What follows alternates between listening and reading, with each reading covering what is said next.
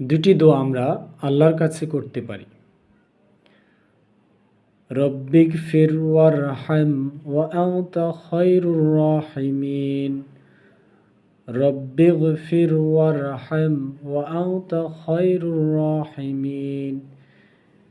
হে আমার রব, মাফ করো, রহম করো, তুমি সব দয়াবানের চেয়ে অতি উত্তম দয়াবান।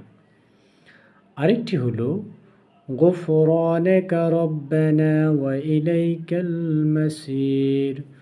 গুফরানাকা রব্বানা ওয়া ইলাইকাল মাসির।